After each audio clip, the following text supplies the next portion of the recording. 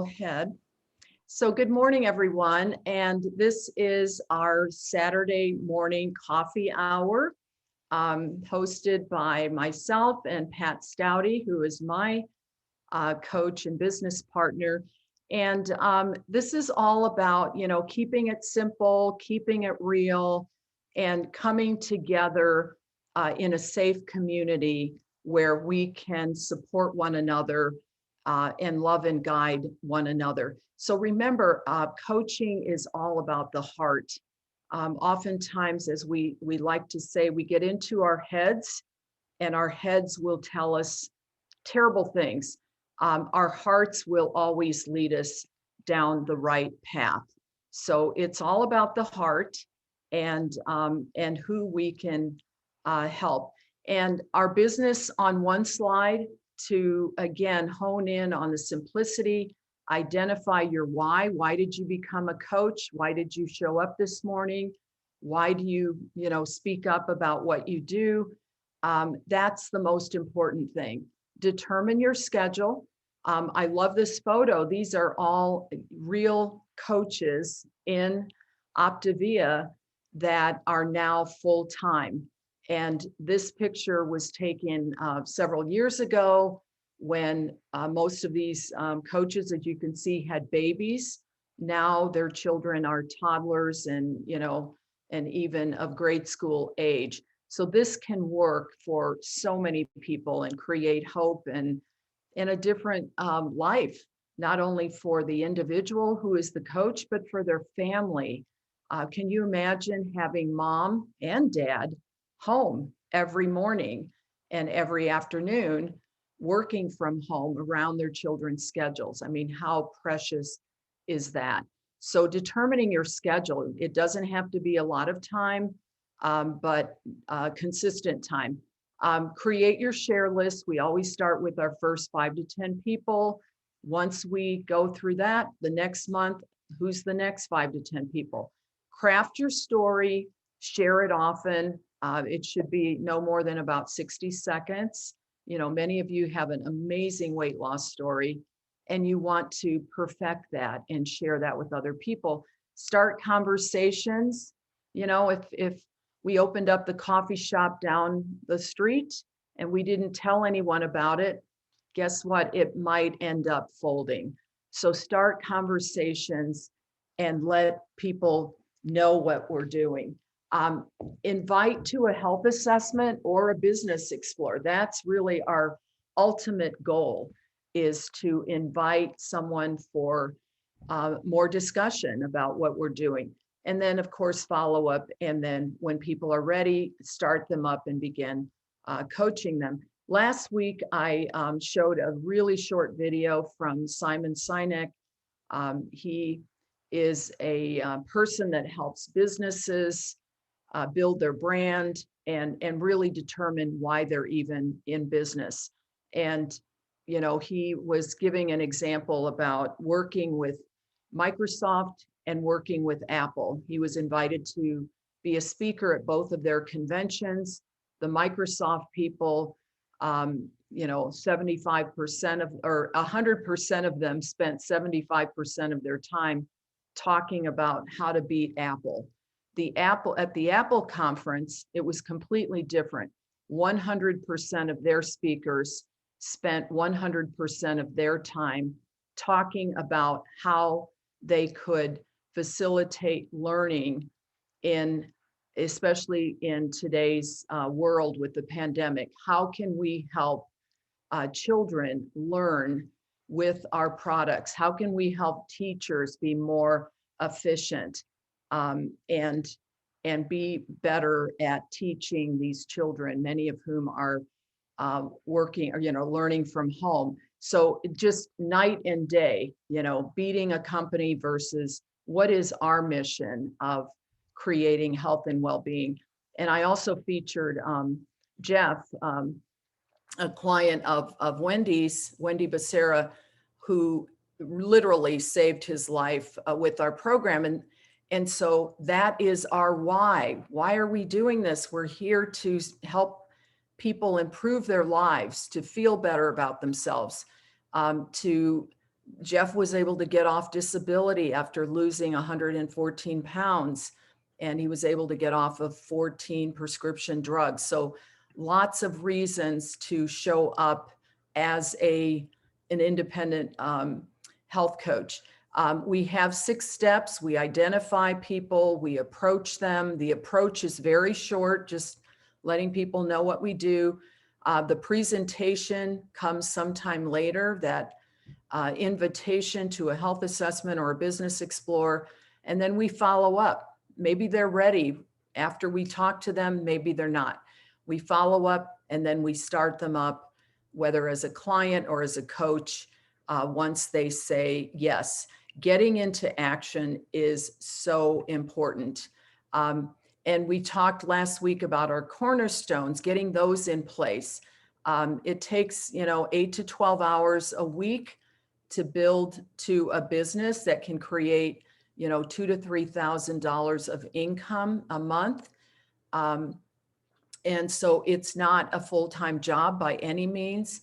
And it definitely gets easier as time goes on, because you start to get referrals, and you start to have people ask you, is this something that they could do as well? We always want to lead with our own health. If our health is slipping back, then, people are not going to find us very attractive. But if we're moving forward in our health, that is tremendously attractive. Getting integrated, getting on the trainings, plugging in. Pat and I talk about our 4 big rocks every week. The 2 calls on Monday from 7 to 8 Central, and then on Wednesday, 7:30 to 8:30 Central. The Wednesday call is geared to our clients, but we want to get on too. So we're seeing what our clients are learning. And then there's a soft touch on the business model. So you want to get plugged in.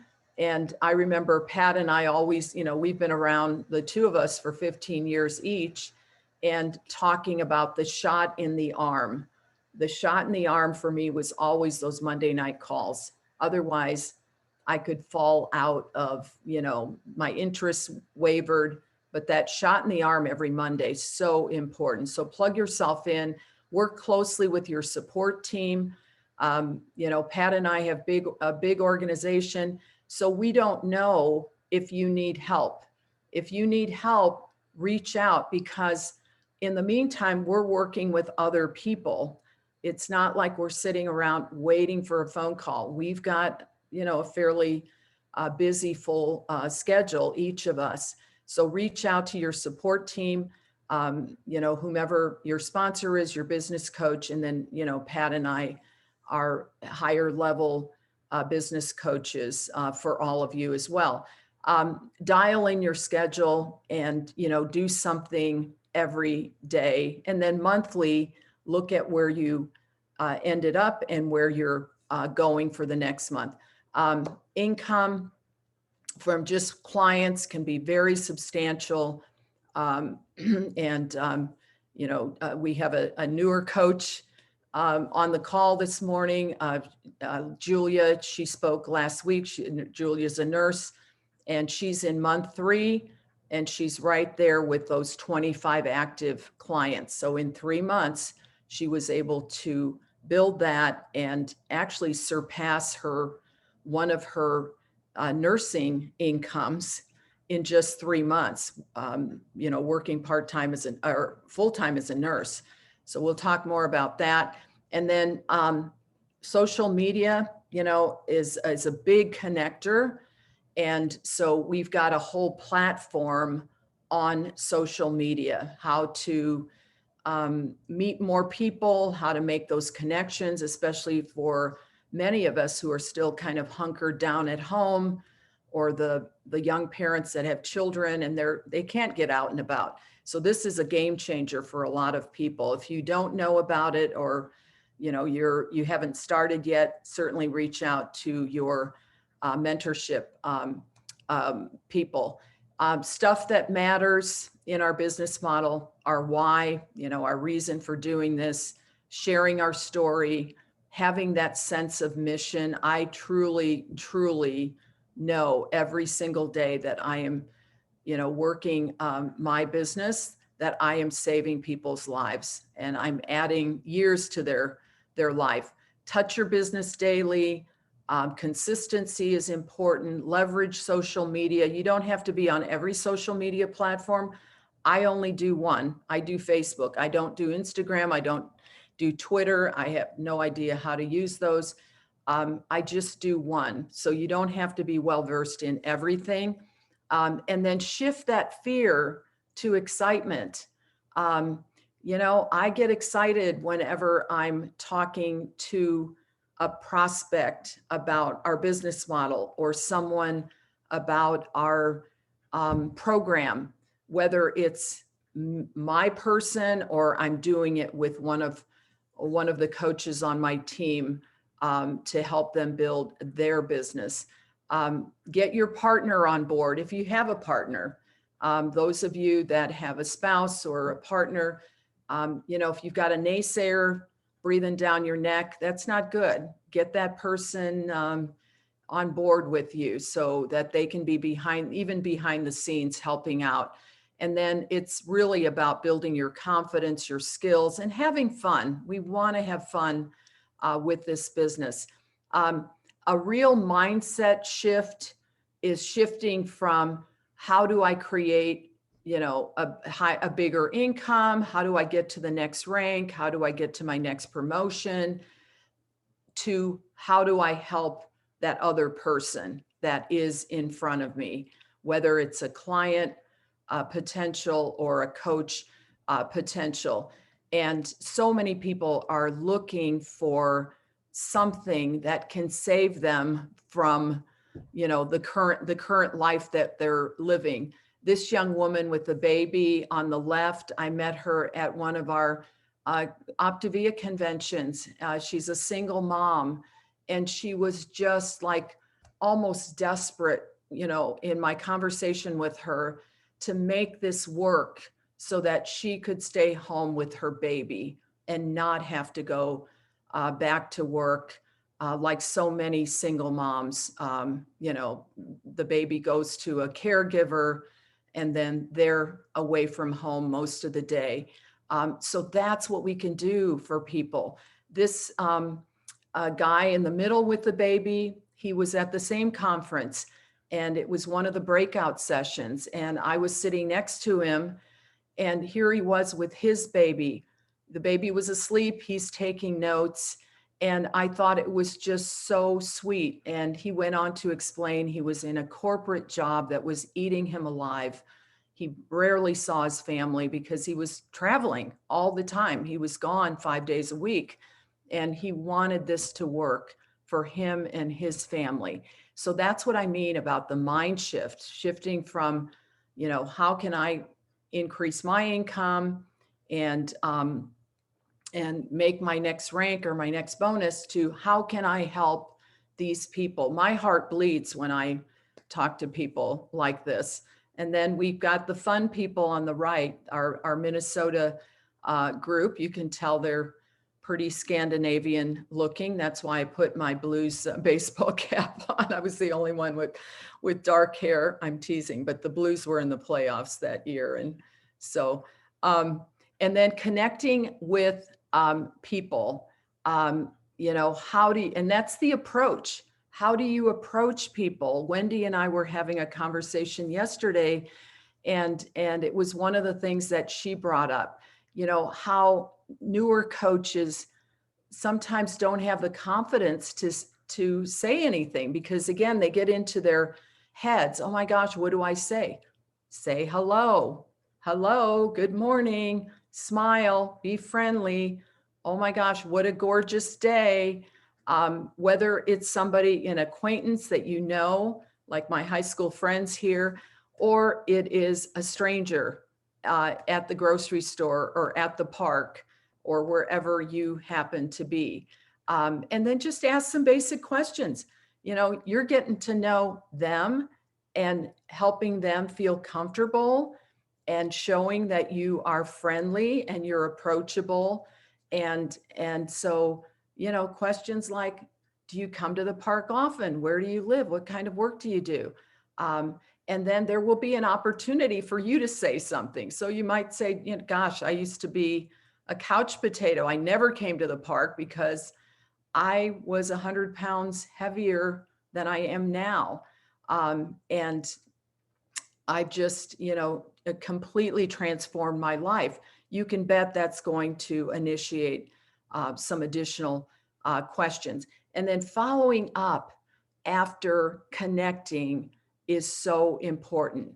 You know, um, going back and saying to that person, thank you for the great conversation this morning. It would be so fun to connect with you again. Are you on Facebook? I like to, you know, if I'm traveling, I used to do a lot of traveling before the pandemic, but when I was traveling, whether I was at the airport or wherever I was staying, if I was skiing or whatever, I'm on the chairlift, I would pull out my phone and say, you know, I've got Facebook pulled up. Do you mind, you know, finding yourself? Because if you put in anybody's name, you know how like 1,000 people with the same name show up, even though the name doesn't seem that common. If you type in my name, Delia Garcia, there's like a lot of people that show up. I'm the only one with MD after my name. So pulling out your phone, going to Facebook and then having that person find themselves so you can friend request them, or pulling out your phone and going to your contact and then saying, do you mind if you put your name and even just your first name and your cell phone so that we can connect in the future. So how easy is that? You know, if you're friendly and people enjoyed the conversation and the connection, they're going to do that.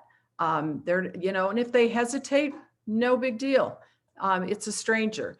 And I love on the phone, you know, when you turn on your phone or tap it, there's your before picture. For those of you that have a dramatic before picture, this is how I used to look. Thank the person for their time. And if it's a person that needs our help, hey, I'd love to help you if you're open. And then this is my last slide of the morning, building a team. You know, it's not for everybody. If you are a health professional and you've got an office full of patients that need our help, maybe team building is not going to be in the cards for you, or it's not something that you think you would ever want to do. But believe me, people will ask, those people that are successful as clients. And really building a team is about expanding our mission. We want to get more people healthy. I can only touch so many people. Pat can only touch so many people. But with the team that she and I have created, oh my gosh, we have touched thousands and thousands of people. Also, when people join our mission, it's accountability for them. They're more apt to keep their weight off. They're 5 times more likely to keep their weight off if they join us as a coach. It also creates that bubble of like-minded friends and family around them, because you're like the 5 people you spend the most time with. So what if the 5 people you now spend the most time with are super healthy and have been on our program and love how they're feeling and all of that? And then as you're coaching your clients, drip coaching, you know, bring it up every once in a while. I would love, to have you on my team. I think that you would be such a great coach. And I know you have a lot of people that are noticing what you do. And it is okay. It's definitely okay for people to have an income need. You know, some of them have an income need, and that's why we're inviting them. So whatever it is, develop your confidence and just say something. So thank you all for your